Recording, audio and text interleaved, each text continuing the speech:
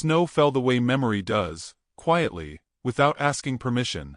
It drifted down through the yellow haze of lantern light, settling on the wooden platform of the Frontier Line station, where steam breathed from iron like a tired animal. Christmas Eve pressed its hush against the world, thick with cold and expectation. The train slowed, groaning, wheels shrieking against frostbitten rails, and in that sound lived the promise Nancy Whitmore had carried across 3 states and a lifetime of small disappointments. She stood at the open door as the train stopped, fingers numb around the handle of her worn leather case, heart steady only because it had learned how to be.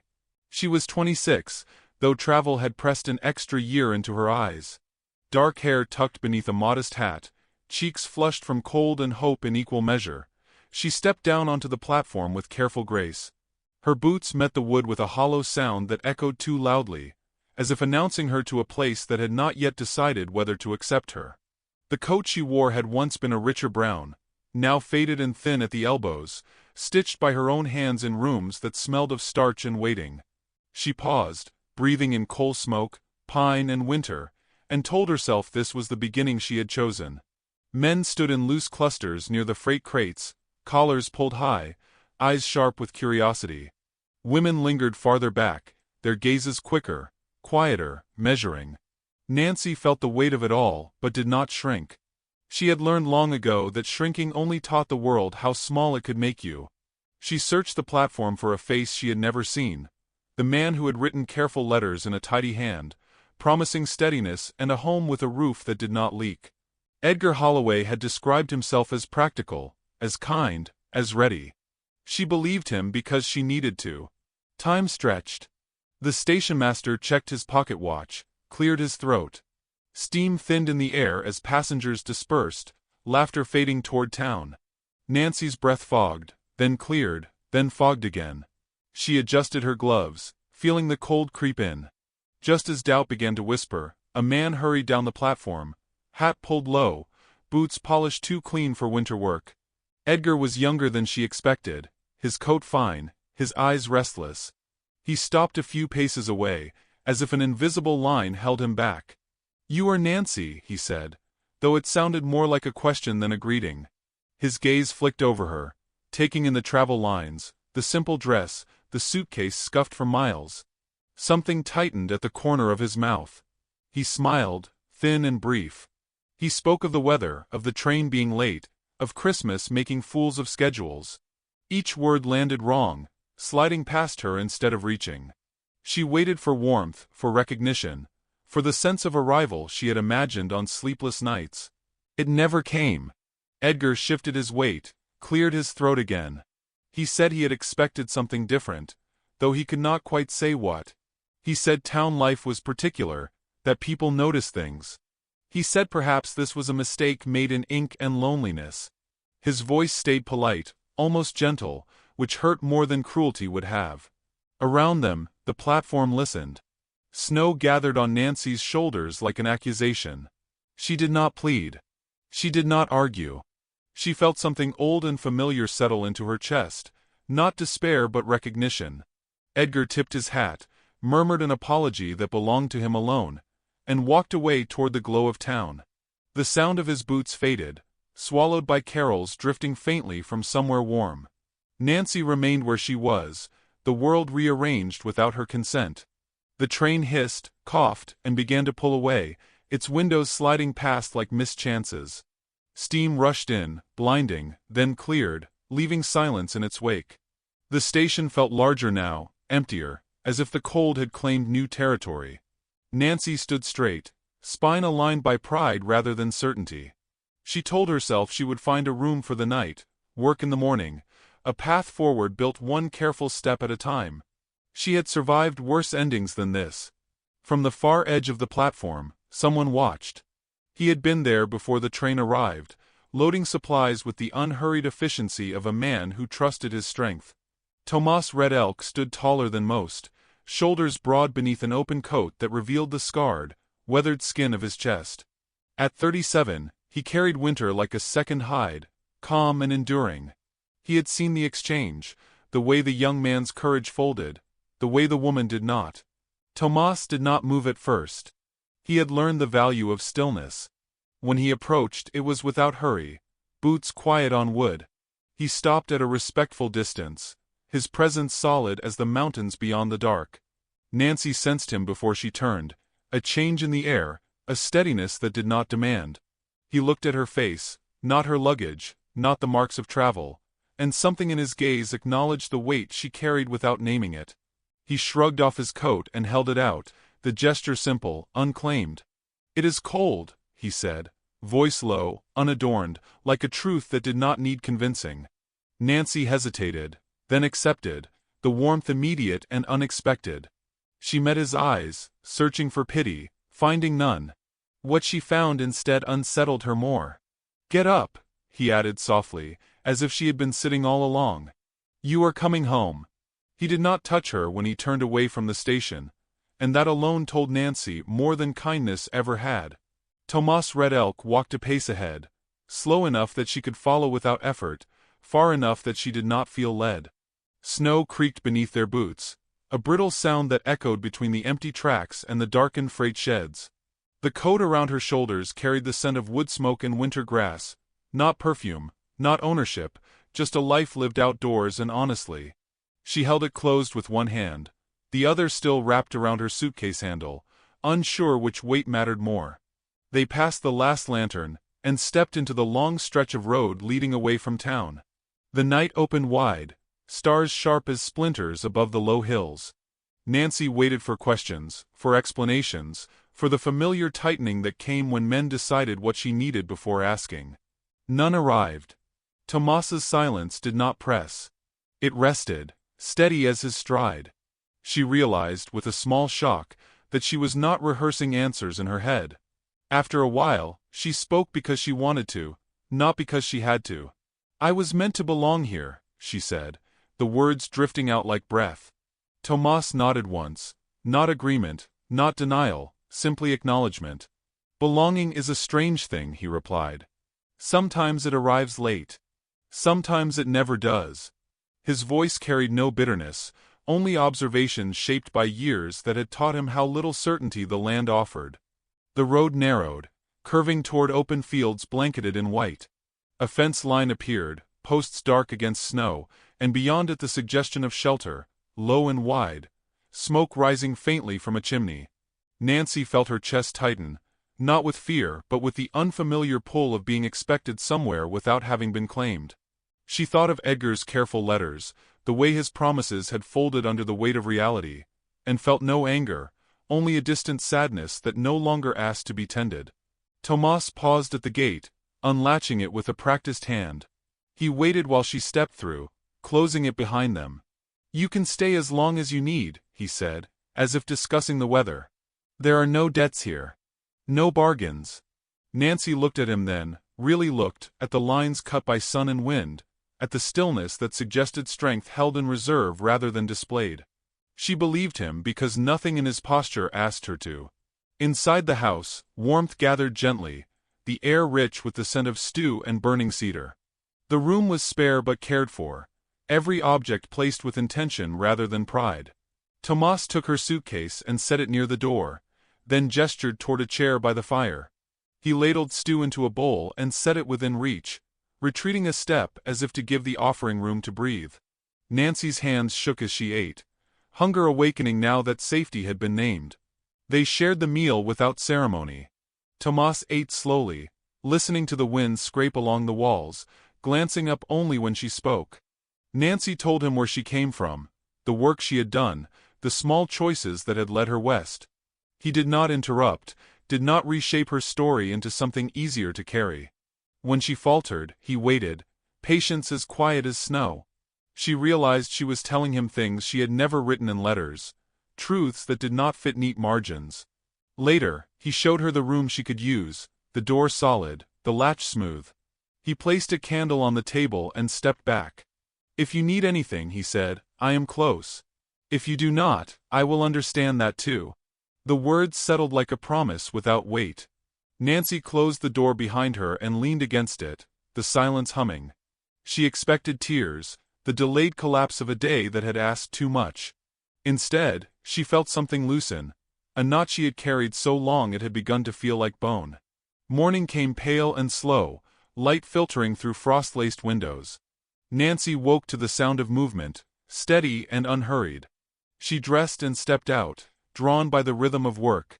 Tomas was splitting wood, breath clouding, muscles moving with an ease earned over years. He glanced up, nodded, and continued. No greeting that demanded response, no performance of courtesy. She watched for a moment, then found herself reaching for an extra log, the simple act grounding her in the present. They worked side by side, words sparse, understanding growing in the spaces between. When the wood was stacked, Tomas handed her gloves, thicker than the ones she wore. She accepted them, the exchange small and significant. Later, as they walked the perimeter of the land, he spoke of the winter, of the way storms could trap a person if they were careless. He did not speak of danger as spectacle, only as fact, and she listened, learning the shape of a place that did not pretend to be gentle. By afternoon, the sky darkened again, snow threatening more than promise. Nancy felt the old pull to plan her departure, to measure how long she could impose before gratitude turned into debt. Tomas seemed to sense it, stopping near the fence line. "You do not owe me your leaving," he said quietly. "Staying is not a burden if it is chosen."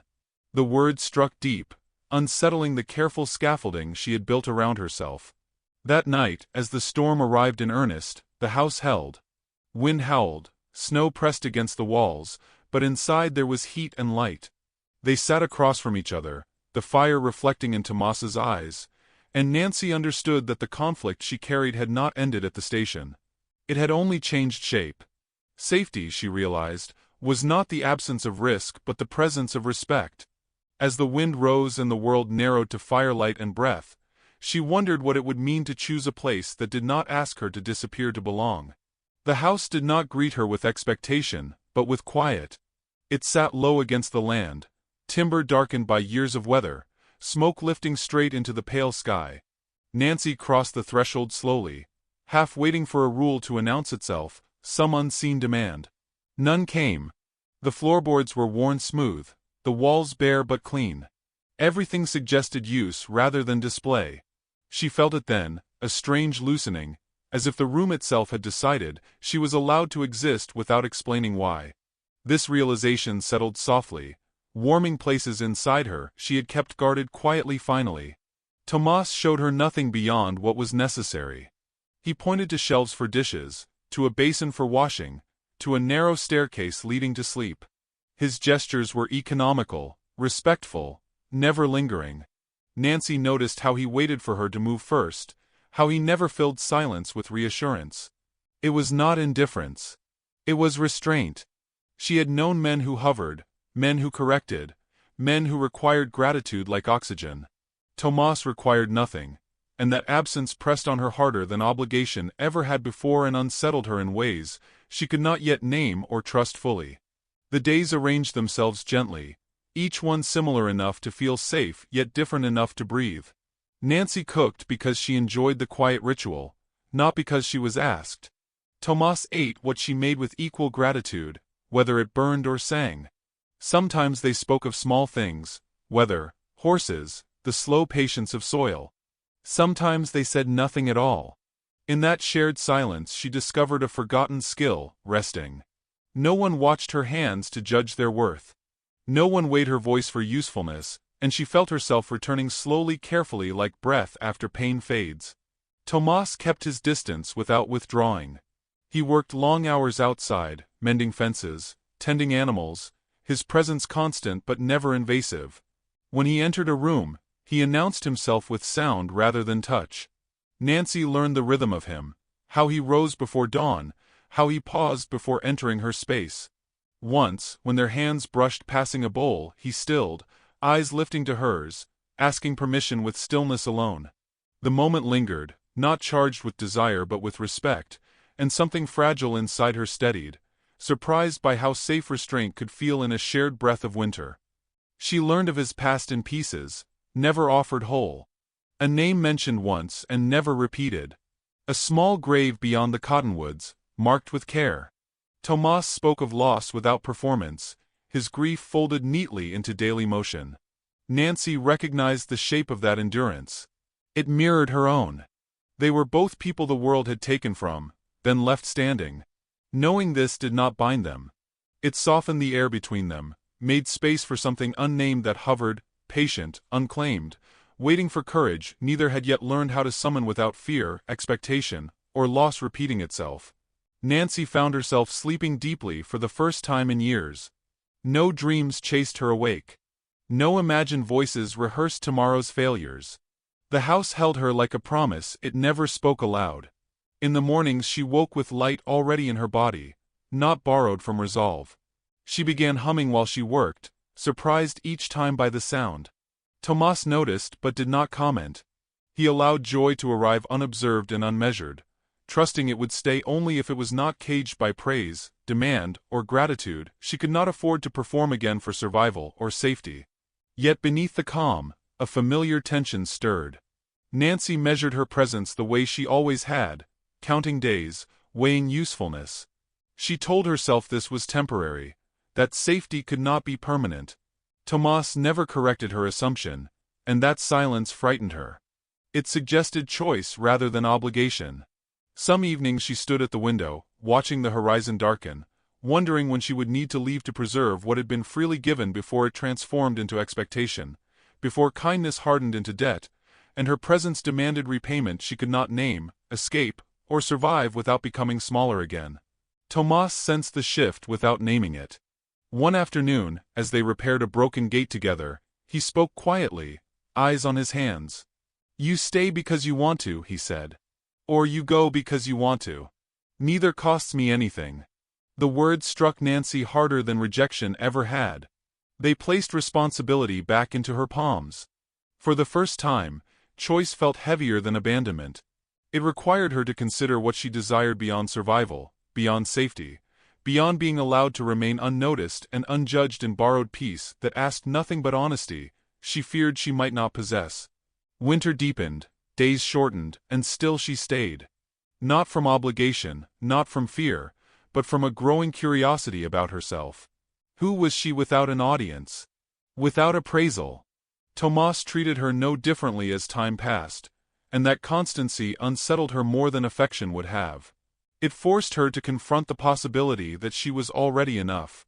That realization pressed against her ribs, thrilling and terrifying, with the weight of responsibility, because choosing to believe it meant never again hiding behind rejection, endurance, or invisibility she had once mistaken for safety and humility, virtues learned too young. One night, as the fire burned low, Nancy asked him why he helped her. The question trembled despite her care.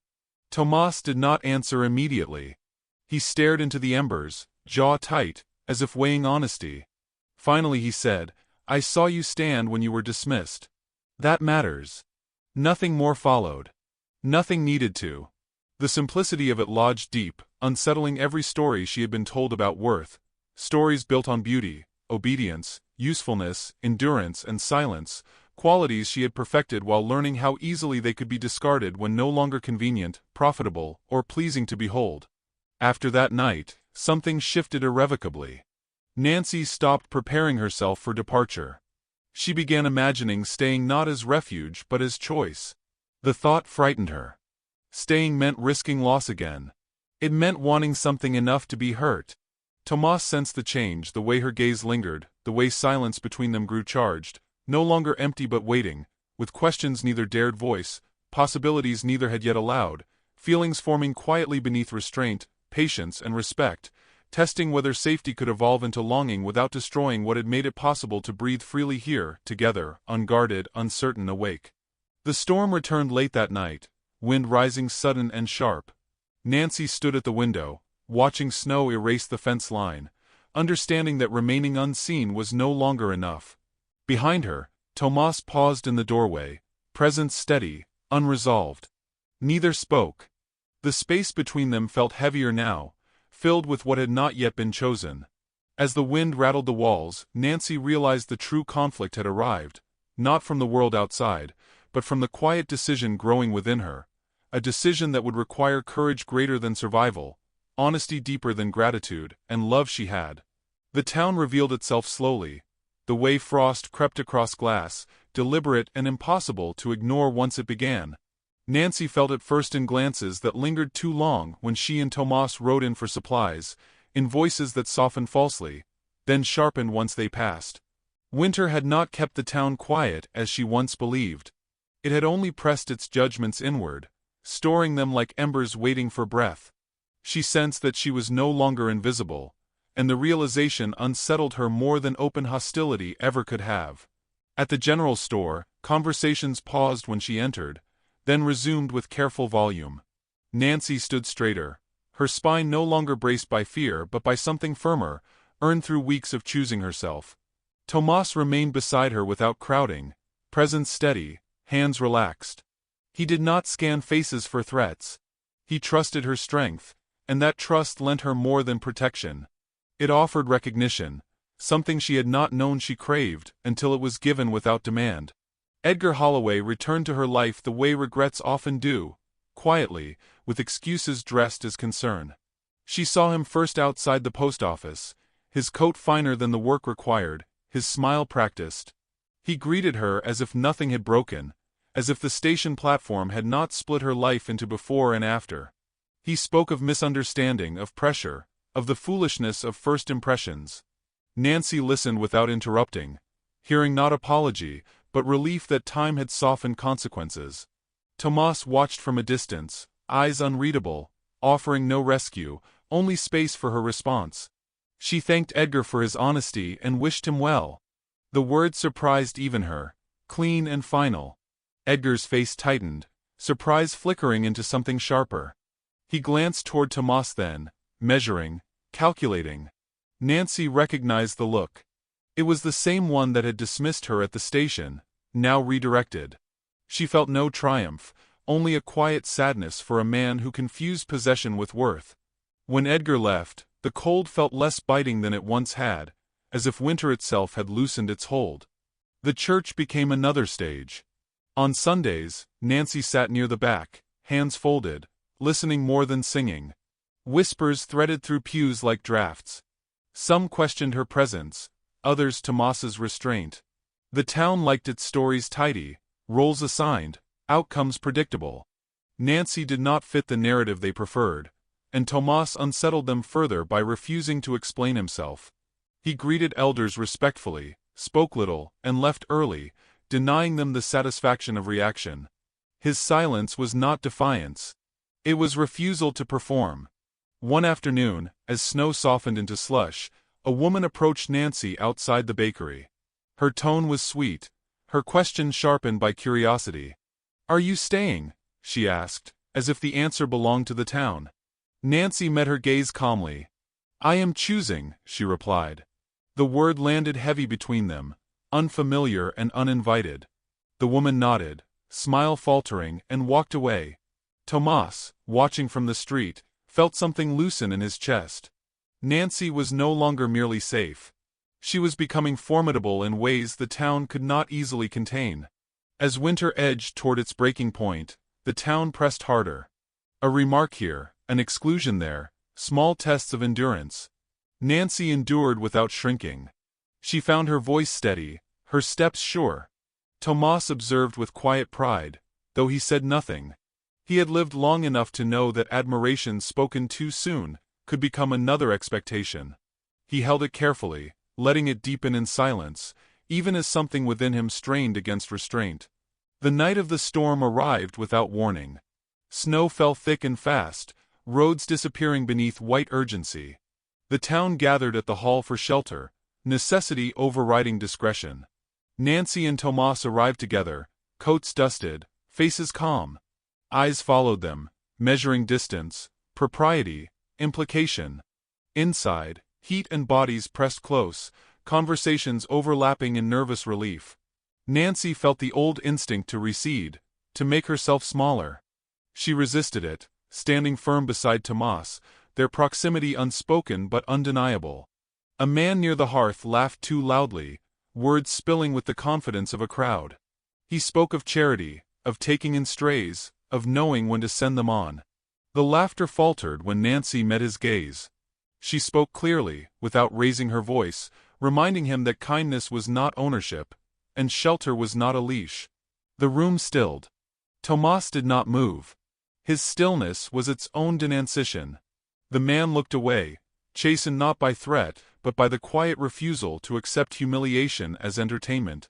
Later, as the storm raged, Nancy found herself separated briefly, helping a child whose boots had soaked through. She worked calmly, fingers efficient, heart steady. Tomas watched from across the room, a protectiveness rising that startled him with its intensity. He had promised himself not to confuse care with claim. Yet watching her, he felt the pull of something deeper than caution, a desire to stand beside her not only as refuge but as choice, openly, without apology. The realization unsettled him. Love, he knew, demanded courage he had once spent and feared he might not have left to give again. When the storm eased, the town emerged altered, like ground revealed after snowfall, scars and strengths visible. Nancy walked home with Tomas beneath a sky rinsed clean, stars returning cautiously. Neither spoke at first. The road felt different now, less neutral, weighted with what had been witnessed. Nancy sensed Tomas's tension, the careful distance he maintained. She wondered if her growing certainty threatened the fragile balance they had built. Safety, she understood now, was no longer the question. Honesty was. At the gate, Tomas paused, breath fogging. "The town will talk," he said quietly, not as warning but as truth. Nancy nodded. "They already are." She waited, heart steady, knowing the moment mattered. Tomas looked at her then, really looked, as if memorizing the shape of her resolve. There was something he wanted to say, something that pressed against years of restraint, but he swallowed it back, choosing patience over impulse. Nancy felt the absence like a held breath. Inside the house, warmth gathered again, familiar and newly fragile. Nancy stood by the fire, coat removed, watching Tomas move with restless precision. She realized then that the town had not been the true test. It had merely revealed the fracture. The real conflict lived here, between two people who had learned to survive by withholding, now facing the possibility that what they had built might demand more than safety. As the fire crackled and the wind sighed against the walls, Nancy understood that staying would soon require a different kind of courage, one that would ask her not just to endure, but to reach, and she did not yet know if Tomas was ready to reach back. Spring did not arrive all at once. It came the way truth does, hesitant, testing the ground before committing. Snow thinned along fence posts, revealing dark earth beneath, and the creek found its voice again, low and persistent. Nancy noticed these changes as she packed her small case, folding dresses she no longer felt the need to hide inside. She was not running. That distinction mattered. She had stayed through winter because she chose to, and now she was choosing again, this time to see whether what had grown quietly could survive daylight and motion. Tomas watched from the doorway, his stillness heavier than any argument. He had sensed this moment long before it arrived, the way one senses a storm while the sky is still blue. He respected choice too much to interrupt it. Yet every folded garment felt like a word he had swallowed too many times. He remembered other departures, another winter, another silence that had hardened into regret. He had promised himself never to ask someone to stay, if staying required them to become smaller. Still, as Nancy closed the case, he felt the weight of what he might lose pressing against his ribs. They ate their last breakfast together quietly. The room held familiar warmth, but something trembled beneath it now, a tautness that made each small sound echo. Nancy met his gaze more often than usual, as if memorizing the angles of his face. Tomas returned the looks carefully, afraid that if he lingered too long, he would reveal what he had kept buried out of respect. When she rose and lifted her coat, the moment crystallized, fragile and exact. "I will walk you part of the way," he said, voice even. Nancy nodded, grateful for the steadiness. Outside, the air smelled of thaw and possibility. They moved along the path they had walked so many times, boots crunching where ice still clung. Neither hurried. The land felt attentive, as if waiting. Nancy sensed the words gathering in him, the way silence thickened around his steps. She wondered if she should speak first, feared that doing so might break something delicate. At the place where the road bent toward town, Nancy stopped. "This is far enough," she said gently. Tomas halted beside her, the familiar distance now feeling suddenly inadequate. He stared ahead, jaw tight, as if the horizon held answers he had not earned. Nancy felt the old instinct to make it easier for him, to soften the moment with reassurance. She resisted it. This choice had to be honest on both sides, or it would mean nothing at all. Tomas drew a breath that seemed to come from somewhere deeper than lungs. He turned to her, finally allowing himself to look without restraint. "I am not good with words," he began, then paused, discarding the excuse before it could take hold.